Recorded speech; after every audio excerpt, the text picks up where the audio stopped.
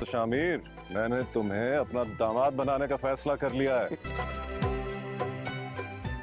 Congratulations.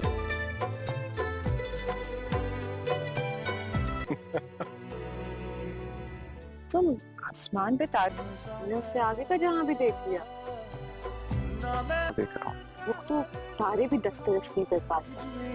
मैं क्यों देख रहे हो?